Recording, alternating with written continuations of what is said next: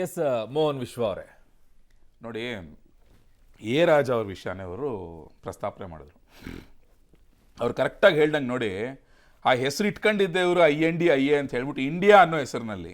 But ಅವ್ರು day ಒನ್ನಿಂದ ಅದರೊಳಗಡೆ ಇರೋವಂಥ ಅಲಯನ್ಸ್ ಪಾರ್ಟ್ನರ್ಸಲ್ಲಿ ಅದರಲ್ಲೂ ಮೇಯ್ನ್ DMK ಅವ್ರು ಕೊಡ್ತಾ ಇರೋ ಸ್ಟೇಟ್ಮೆಂಟ್ಗಳು ನೋಡಿದ್ರೆ ಎಲ್ಲ ದೇಶ ಒಡೆಯೋದು, ದೇಶ ಉಬ್ಬಿಸೋವಂಥದ್ದೇ ಇದು. ಇದೇನು ಫಸ್ಟ್ ಟೈಮ್ ಅಲ್ಲ ಇದು. ಅವರು ಭಾರತ್ ಮಾತಾ ಕಿ ಜೈ ಅನ್ನೋದನ್ನು ಒಪ್ಪೋದಿಲ್ಲ ಅಂತ ಹೇಳ್ತಾರೆ ನಿನ್ನೆ ಭಾಷಣದಲ್ಲಿ. ಅರುಣ್, ಈ ದೇಶನ ಒಗ್ಗೂಡಿಸ್ಬೇಕಾದ್ರೆ ಬ್ರಿಟಿಷರ ವಿರುದ್ಧ ಹೋರಾಡ್ಬೇಕಾದ್ರೆ ಅವಾಗ ಯಾವತ್ತೂ ಅಷ್ಟೇ ಎಲ್ಲ ರಾಜ್ಯದವರು ಒಗ್ಗೂಡಿಸ್ಕೊಂಡೇ ಓಡಿಸಿದ್ದು. ಗುಜರಾತಿನ ಮಹಾತ್ಮ ಗಾಂಧಿ ಅವ್ರನ್ನ ಕರ್ನಾಟಕದವರು ಒಪ್ಕೊಂಡ್ರು, ಕೇರಳದವರು ಒಪ್ಕೊಂಡ್ರು, ತಮಿಳ್ನಾಡವರು ಒಪ್ಕೊಂಡ್ರು, ಕಾಶ್ಮೀರವರು ಒಪ್ಕೊಂಡ್ರು. ಅಷ್ಟೇ ಪಶ್ಚಿಮ ಬಂಗಾಳ ನೇತಾಜಿ ಸುಭಾಷ್ ಚಂದ್ರ ಬೋಸ್ ಅವ್ರನ್ನ ಕರ್ನಾಟಕದವರು ಒಪ್ಕೊಂಡು, ತಮಿಳ್ನಾಡವರು ಒಪ್ಕೊಂಡಿದ್ರು. ಇನ್ನೂ ನೆಕ್ಸ್ಟ್ ಲೆವೆಲ್ ಹೇಳ್ಬೇಕಾದ್ರೆ ಸ್ಟೇಟ್ಮೆಂಟ್ ಮೇಲೆ ಜನ ಡಿಸೈಡ್ 100% 100%. ನೀವು ರಾಷ್ಟ್ರೀಯ ಚುನಾವಣೆ ಅಂತ ಬಂದಾಗ, ಸಂಸತ್ ಚುನಾವಣೆ ಅಂತ ಬಂದಾಗ ನಿಮ್ಗೆ ದೇಶದ ಭದ್ರತೆ. ಒಂದ್ ನಿಮಿಷ, 1947 ಕೂಡ ತಮಿಳುನಾಡವರು ತಮ್ಮದೇ ಆದ ಅಭಿಪ್ರಾಯವನ್ನು ಹೊಂದಿದ್ದಾರೆ. ಇವತ್ತಿಂದ ಅಲ್ಲ, 1947 ಇಂದನೂ ಕೂಡ ತಮಿಳುನಾಡವರು ತಮ್ಮದೇ ಆದ ಅಭಿಪ್ರಾಯ ಹೊಂದಿದ್ದಾರೆ. ಮುಂಚೆ ಬಂದಂತಹ ಇವನ್ ಮುಖ್ಯಮಂತ್ರಿಗಳು ಕೂಡ ಅವರ ದ್ರಾವಿಡ ಮೂವ್ಮೆಂಟ್ ತಮಿಳ್ ಪ್ರೈಡ್ ಅವರ ಹೇಳಿಕೆ ಎಲ್ಲ ವಿಷಯವನ್ನೆಲ್ಲ ನಾವು ಮಾಡ್ಬೇಕಂತ ಒಪ್ಕೋಬೇಕಂತ ಚುನಾವಣಾ ವಿಷಯ ತಮಿಳುನಾಡಿಗೆ ಸಂಬಂಧಪಟ್ಟ ಮಾತ್ರ ದೇಶದ ವಿಷಯ. ದೇಶದ ವಿಚಾರ ಇದೆ. ಇಂಡಿಯಾ ಅನ್ನೋ ದೇಶನೇ ಅಲ್ಲ ಅಂತ ತಮಿಳುನಾಡವರು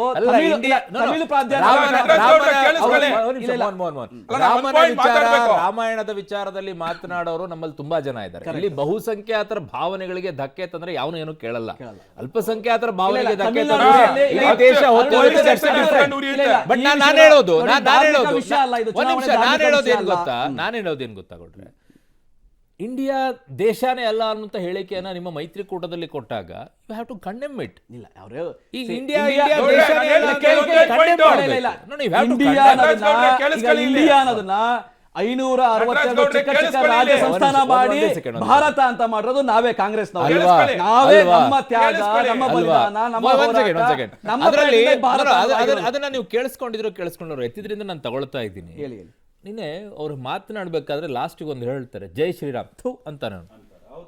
ನೀವು ಅದನ್ನ ಒಪ್ಕೊಳ್ತೀರಾ? ನೀವು ಅದನ್ನ ಒಪ್ಕೊಳ್ತೀರಾ? ಇನ್ನೊಬ್ಬರ ಯಾರ್ದೋ ಒಬ್ಬರ ಭಾವನೆಗಳಿಗೆ ಆಗಿ ಧಕ್ಕೆ ಆಗಿದೆ ಅಂತಂದಾಗ ಅದಕ್ಕೆ ಕಂಡೆಮ್ ಮಾಡ್ಬೇಕಾ ಮಾಡಬಾರ್ದು? ಈಗ ನೋಡಿ, ಇನ್ನೊಬ್ಬರು ಭಾವನೆಗಳಿಗೆ ಧಕ್ಕೆ ತರಬಾರ್ದು. ನಂಬರ್ 1, ಇದೇ ರಿವರ್ಸ್ ಸೈಡ್ ಅಲ್ಲಿ ಆಗಿದ್ದಿದ್ರೆ, ನಟರಾಜ್ ಗೌಡ್ರೆ, ಇದೇ ರಿವರ್ಸ್ ಆಗಿದ್ದಿದ್ರೆ, ಇದೇ ರಿವರ್ಸ್ ಯಾರಾದರೂ ಇನ್ನೊಂದು ಧರ್ಮದಲ್ಲಿರುವಂತ ಅವ್ರು ನಂಬುವಂತ ದೇವರ ಬಗ್ಗೆ ಥೂ ಅಂತ ಅಂದಿದ್ದರೆ ಇವತ್ತು ದೇಶ ಹೊತ್ತಿ ಉರಿತಾ ಇತ್ತು. ಇಲ್ಲಿ ಮಾತ್ರ ಯಾವನು ಕೇಳಲ್ಲ, ಸಹಿಷ್ಣುಗಳಾಗಿರ್ತೀವಿ ಅಂತ ಹೇಳ್ಬಿಟ್ಟು ಬಾಯಿಗೆ ಬಂದಂಗ ಮಾತಾಡಿದಾಗ ಕಾಂಗ್ರೆಸ್ ನಿಮ್ಮ ಮೈತ್ರಿಕೂಟದಲ್ಲಿ ಇದ್ದಾಗಲೂ ಕೂಡ ಯು ಹ್ಯಾವ್ ಟು ಕಂಡೆಮ್.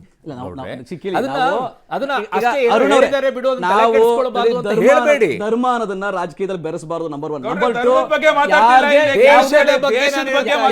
ಯಾವುದೇ ಭಾವನೆಗಳಿಗೆ ಧಕ್ಕೆ ತರಬಾರದು. ತಮಿಳ್ನಾಡಿನಲ್ಲಿರುವಂತ ಸ್ವತಂತ್ರ ಹೋರಾಟಗಾರ ಇರ್ಲಿಲ್ವಾ? ಇದಾರೆ. ಈ ಭಾರತ ದೇಶ ಕಾಮರಾಜು, ರಾಜಾಜಿ ಎಲ್ಲ ಇರ್ಲಿಲ್ವಾ?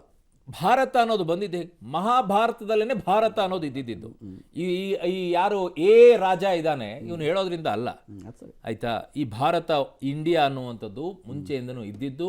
ಆ ಒಗ್ಗೂಟದಿಂದಾನೇ ತಮಿಳ್ನಾಡಿರುವಂತ ಸ್ವಾತಂತ್ರ್ಯ ಹೋರಾಟಗಾರರು ಬಂದು ಈ ದೇಶಕ್ಕೋಸ್ಕರ ನಿಂತ್ಕೊಂಡಿರೋ ನಿಜ. ಅದನ್ನ ಇಂಡಿಯಾ ದೇಶನೇ ಅಲ್ಲ ಅನ್ನುವಂಥ ಮಟ್ಟಕ್ಕೆ ಹೋಗ್ತಾರೆ ಅಂತಂದ್ರೆ, ನನ್ನ ಪ್ರಕಾರ ನಿನ್ನೆ ಆಕ್ಚುಲಿ ರಾಹುಲ್ ಗಾಂಧಿ ಅವರು ಅದನ್ನ ಕಂಡೆಮ್ ಮಾಡಬೇಕಾಗಿದ್ದು. ಈಗ ಆಕ್ಚುಲಿ ಅದನ್ನ ಕಂಡೆಮ್ ಮಾಡಬೇಕು.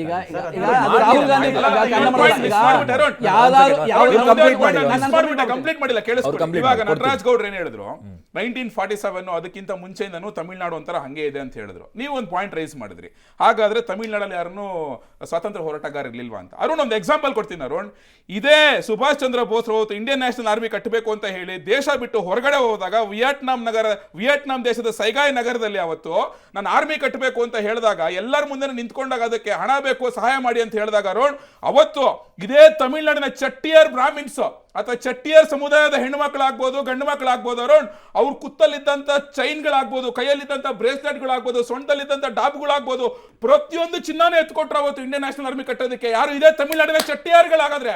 ಹಾಗಾದ್ರೆ ತಮಿಳ್ನಾಡಿನ ಚಟ್ಟಿಯಾರ್ಗಳಿಗೂ ಈ ದೇಶದ ಸ್ವಾತಂತ್ರ್ಯಕ್ಕೂ ಭಾರತ್ ಮಾತೆಗೆ ಜೈಗೂ ಸಂಬಂಧನೇ ಇಲ್ವಾ? ಈ ರೀತಿಯ ಒಂದು ಇತಿಹಾಸ ಪಡ್ಕೊಂಡು ನಮ್ಮ ದೇಶ ಸ್ವತಂತ್ರ ತಂದಿರೋದು ಇವ್ರು. ಅಂತ ದೇಶವನ್ನೇ ಇವತ್ತು ನನಗೆ ದೇಶನೇ ಅಲ್ಲ, ನಾನು ಭಾರತ್ ಮಾತಾಕ್ಕೆ ಜಯೇ ಅನ್ನಲ್ಲ ಅಂತ ಹೇಳ್ಬಿಟ್ಟು ಅದ್ಯಾವುದೋ ತಲೆ ಬುಡ ಇಲ್ದಿರೋ ದ್ರಾವಿಡ ಸಿದ್ಧಾಂತ ಅಂತ ತಂದುಬಿಟ್ಟು ಇವತ್ತು ಕತೆ ಹೊಡ್ಕೊಂಡು ಕೂತ್ಕೊಂಡಾಗ ಅವ್ರ ಅಲಯನ್ಸ್ ಪಾರ್ಟ್ನರ್ ಆದಂತ ಕಾಂಗ್ರೆಸ್ ಖಂಡಿಸ್ಲೇಬೇಕಿತ್ತು. ಇಲ್ಲ ಅಂದ್ರೆ ನಮ್ದು ಅರುಣ್ ಅವರೇ ಎಲ್ಲರ ಕಳಿಸಲ್ಲ ಒಂದ್ ನಿಮಿಷ ಕಳಿಸಲ್ಲ ಇವ್ರು ಅದನ್ನ ಎಲ್ಲರ ಖಂಡನೆ ಮಾಡಲ್ಲ ಅವರು. ಖಂಡಿಸೋದಿಲ್ಲ. ಆದ್ರೆ ನೋಡಿ, ಇಲ್ಲೂ ಖಂಡಿಸಲ್ಲ ಅವರು. ಎಲ್ಲ ಖಂಡಿಸೋದು ಒಂದೇ ಕೆಲಸ ಅಲ್ಲ. ಅಲ್ಲ, ಖಂಡಿಸಿ ಗೌಡ್ರೆ, ಅವರವರ ಹೇಳಿಕೆಗಳು ತಪ್ಪು ಅಂತ ಹೇಳಿ. ಒಂದ್ ನಿಮಿಷ ಇರ್ಗುರು, ಒಂದ್ ನಿಮಿಷ ಇರ್ರಿ. ಯಾರೇ ಆಗ್ಲಿ ಇನ್ನೊಬ್ಬರ ಭಾವನೆಗೆ ಧಕ್ಕೆ ತರಬಾರದು. ಆಮೇಲೆ ಈ ದೇಶವನ್ನ ಕಟ್ಟಿರೋದು ಆತರ ಹೇಳ್ತೀರಾ, ಮತ್ತೆ ಭಾವನೆಗೆ ಧಕ್ಕೆ ಆಗುತ್ತೆ. ತರಬಾರ್ದು ಅಷ್ಟೇ ನಾನು ಹೇಳ್ತೀನಿ. ಆದ್ರೆ ಸಾರಿ ಅಲ್ಲ, ನೀವು ತರಬಾರ್ದು ಅಂದ್ರಲ್ವಾ, ಅಟ್ ಲೀಸ್ಟ್ ಅವ್ನು ಹೋಗಿ ಅವ್ನು ಬಿಟ್ಟಾಕಿ, ಆ ಲೂಸ್ ಸ್ಟಾಕ್ಸ್ ಗಳನ್ನ ಮಾಡುವಂತ ಬಿಟ್ಟಾಕಿ, ಒಂದು ಲೂಸ್ ಆಗಿರ್ಬೋದು, ಮೋಸ್ಟ್ಲಿ ಸ್ಕ್ರೂಗಳನ್ನ ಟೈಟ್ ಮಾಡಬೇಕು. ಅಟ್ ಲೀಸ್ಟ್ ರಾಹುಲ್ ಗಾಂಧಿ ಅವರು ಹೇಳಿದ್ರಲ್ಲ, ಜೈ ಶ್ರೀರಾಮ್ ಅವರು ಹಸಿವಿನಿಂದ ಸಾಯ್ತಾರೆ, ಏನದು ನೋಡಿ, ದೇಶಕ್ಕೆ ಬೇಕು ಇವೆಲ್ಲ? ಇದು ಭಾವನೆಗಳಿಗೆ ಧಕ್ಕೆ ಆಗಲ್ವಾ? ಭಾವನೆಗಳು ಧಕ್ಕೆ ಅಲ್ಲ. ಕೇಂದ್ರ ಸರ್ಕಾರ ಮಾಡಿಸಿ ನೋಡಿ, ಭಾವನೆಗಳು ಏನ್ ಗೊತ್ತಾ, ನಾವು ನೀವು ಆಚರಣೆ ಮಾಡ್ಕೊಳ್ಳೋಣ. ಆಸ್ ಎ ಸರ್ಕಾರವಾಗಿ ತಾನು ಮಾಡಬೇಕಾದ ಕೆಲಸವನ್ನು ಬಿಟ್ಟು, ಅಲ್ಲರಿ ಹಸುವಿನ ಸೂಚ್ಯಂಕದಲ್ಲಿ 3ನೇ ಅಪೌಷ್ಟಿಕ ಸೂಚ್ಯಂಕದಲ್ಲಿ 3ನೇ ನಟರಾಜ್ ಗೌಡ್ರೆ ವಾದಕ್ಕೆ ಹೋಗೋದಾಗಿರೋ ಅಂದ್ರೆ ಹೇಳ್ತಾ ಇದೀನಿ, 10 ವರ್ಷಗಳ ಮುಂಚಿತವಾಗಿದ್ದು ಕಾಂಗ್ರೆಸ್ ಬಹುತೇಕವಾಗಿ ಅಧಿಕಾರ ಮಾಡಿದೆ. ಗರೀಬಿ ಹಟಾವೋ ಅಂತ ಹೇಳಿ ಮಾಡಿದ್ದು ಇಂದಿರಾ ಗಾಂಧಿ. ಆಗ ಹಸಿವಿನಿಂದ ಜನ ಸತ್ರಲ್ಲ, ಆವಾಗ ಏನ್ ಹೇಳಿ ಸತ್ರು? ಆದ್ರೆ ಅವಾಗ್ಲೂ ಇತ್ತು ಇದು, ಅವಾಗ್ಲೂ ಇತ್ತು. ಅವಾಗ ಜೈ ಶ್ರೀರಾಮ್ ಅಂತ ಹೇಳ್ತಿದ್ರು. ನಮ್ಮ ಪ್ರಾಮುಖ್ಯತೆ ಏನಿದ್ ಗೊತ್ತಾ, ಅವಾಗ ಅದಕ್ಕೆ ಆಹಾರ ಭದ್ರತಾ ಯೋಜನೆ ತಗೊಂಡ್ಬಂದಿದ್ ನಾವು. ನಮ್ಮ ಪ್ರಾಮುಖ್ಯತೆ ಆಗಿತ್ತು. ಈ ಸರ್ಕಾರದ ಪ್ರಾಮುಖ್ಯತೆ ಅದಲ್ಲ, ಕಾಂಗ್ರೆಸ್ ಸರ್ಕಾರದ ಪ್ರಾಮುಖ್ಯತೆ. ಗೌಡ್ರೆ ಕರೆಕ್ಟ್ ಅಲ್ವಾ? ಪರ್ಫೆಕ್ಟ್ ಅಲ್ವಾ? ಹಾಗಿದ್ದಾಗ ಅದನ್ನ ಜೈ ಶ್ರೀರಾಮ್ ಲಿಂಕ್ ಯಾಕೆ ಮಾಡಬೇಕು? ಇವತ್ತು ಕೇಂದ್ರ ಸರ್ಕಾರ ಜೈ ಶ್ರೀರಾಮ್ ಯಾಕೆ ಲಿಂಕ್ ಮಾಡಬೇಕು? ಅದು ಭಾವನೆ ಅಲ್ವಾ? ಕೇಳಿ, ಕೇಂದ್ರ ಸರ್ಕಾರ ಭಾವನೆ ಅಲ್ಲ, ಕೇಂದ್ರ ಸರ್ಕಾರ ಮಾಡ್ತಾ ಇರೋದು ಭಾವನೆ ಮೇಲೆ ಕೆಲಸ ಮಾಡ್ತಾ ಇರೋದು ಅಷ್ಟೇ. ಬಿಟ್ರೆ ಜನಗಳಿಗೆ ತನ್ನ ಆದ್ಯತೆ ಏನು, ಜನಗಳಿಗೆ ಹಸಿವು ಮುಕ್ತ ದೇಶವನ್ನ ಮಾಡಬೇಕು, ಉದ್ಯೋಗ ಕೊಡಬೇಕು, ಬೆಲೆ ಏರಿಕೆ ಕಡಿಮೆ ಮಾಡಬೇಕು, ಇದನ್ನ ಮಾಡ್ತಾ ಇರೋದು. ಇದು ಕೇಂದ್ರ ಸರ್ಕಾರಕ್ಕೆ ನೀವು ಕೇಳಬೇಕಾದ ಪ್ರಶ್ನೆ. ನೀನು ಜೈ ಶ್ರೀರಾಮ್ ಅಂತ ಕೂತ್ಕೊಂಡ್ರೆ ಆಗಲ್ಲಪ್ಪ ಪ್ರಧಾನಮಂತ್ರಿಗಳೇ, ಕೇಂದ್ರ ಸರ್ಕಾರ ಅಂತ ನಾವು ಪ್ರಶ್ನೆ ಮಾಡಬೇಕು. ರಾಹುಲ್ ಗಾಂಧಿ ಅವರು ಇದನ್ನೇ ರಿವರ್ಸ್ ಸೈಡ್ ಅಲ್ಲೂ ಹೇಳಿ, ಕೇವಲ ಜೈ ಶ್ರೀರಾಮ್ ಅಷ್ಟೇ ಅಲ್ಲ, ಜೈ ಶ್ರೀರಾಮ್ ಸರ್ಕಾರ ಮಾಡ್ತಾ ಇರೋದೇನು, ಮೋದಿ ಮಾಡ್ತಾ ಇರೋದೇನು? ಏನು is rule in the country? ಅಲ್ಲ ಗೌಡ್ರೆ, ಅಲ್ಪಸಂಖ್ಯಾತರಿಗೆ 10,000 ಕೋಟಿ ಹಣ ಕೊಟ್ಟರು ಅಷ್ಟೇ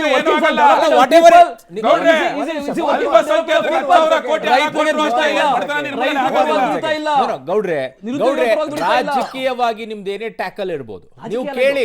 ಒನ್ ಸೆಕೆಂಡ್, ನೀವು ಏನೇ ಟೀಕೆ ಮಾಡ್ಕೊಳ್ಳಿ ಅವರನ್ನ, ಹ್ಯಾವ್ ನೋ ಅಬ್ಜೆಕ್ಷನ್. ಅದರ ಮಧ್ಯದಲ್ಲಿ ಜೈ ಶ್ರೀರಾಮ್ ಅಂತ ಹೇಳಿ ಹಸಿವಿನಿಂದ ಸಾಯ್ತಾ ಇದಾರೆ ಅಂತಂದ್ರೆ ನಮ್ಮ ಭಾವನೆಗಳಿಗೆ ಯಾಕೆ ಧಕ್ಕೆ ತರ್ತಾ ಇದ್ದೀರಾ ನೀವು? ಧಕ್ಕೆ ಅಲ್ಲ ಇದು. ಜೈ ಶ್ರೀರಾಮ್ ಅಂತ ಹೇಳಿದ್ರೆ ಹಸಿವಿನಿಂದ ಸಾಯ್ತಾರ? ನಿಮ್ಗೆ ಒಂದು ಮಾತು ಹೇಳ್ತೀನಿ ಕೇಳಿ. 2018 ಮಹಾತ್ಮ ಗಾಂಧೀಜಿ ಅವರು ಕೊನೆಯದಾಗಿ ಸಾಯ್ಬೇಕಾದಂತ ಸಂದರ್ಭದಲ್ಲೂ ಹೇ ರಾಮ್ ಅಂತಾನೆ ಹೇಳಿ. ಕರೆಕ್ಟ್, ನಿಜ. ದೇ ಯೂಸ್ ದಟ್ ವರ್ಡ್, ಹೇ ರಾಮ್. ಕರೆಕ್ಟ್, ನಿಜ. ಯಾಕಂದ್ರೆ ರಾಮನ ಬಗ್ಗೆ ಅಷ್ಟು ಭಕ್ತಿ ಇತ್ತು, ನಂಬಿಕೆ ಇತ್ತು. ಈಗ ನೀವು ಬಳಕೆ ಮಾಡೋದು ಯಾವುದು? ಜೈ ಶ್ರೀರಾಮ್ ಅಂದ್ರೆ ಹಸಿವಿನಿಂದ ಸಾಯ್ತಾರೆ.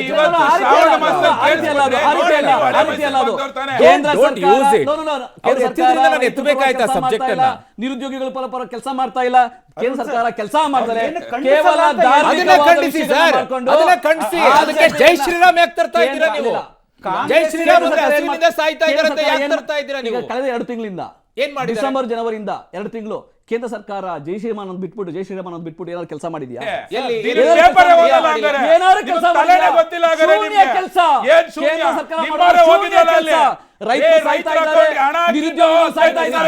ದೇಶದಲ್ಲಿ ಬೆಲೆ ಏರಿಕೆ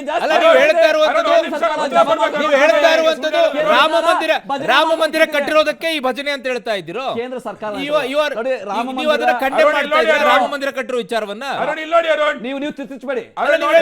ವಿಷಯ ಹೇಳ್ತಾ ಇಲ್ಲ, ಕೇಂದ್ರ ಸರ್ಕಾರದ ವಿಷಯ ಹೇಳ್ತಾ ಇರೋದು. ಕೇಂದ್ರ ಸರ್ಕಾರ ಮಾಡ್ಬೇಕಾದ ಕೆಲಸ ಏನು? ಜೈ ಶ್ರೀರಾಮ್ ಯಾಕೆ ಬಂತಿಲ್ಲ? ಕೇಂದ್ರ ಸರ್ಕಾರ ಮಾಡಬೇಕಾಗಿರೋ ಕೆಲಸ ಏನು? ಉದ್ಯೋಗ ಕೊಡ್ಬೇಕಾ ಬೇಡವಾ? ಕೊಡ್ಬೇಕು. ಬೆಲೆ ಏರಿಕೆ ಕಡಿಮೆ ಮಾಡ್ಬೇಕಾ ಬೇಡವಾ? ಮಾಡ್ಬೇಕು. ರೈತರ ಸಮಸ್ಯೆ ಪರಿಹಾರ ಮಾಡ್ಬೇಕಾ ಮಾಡ್ಬೇಕು.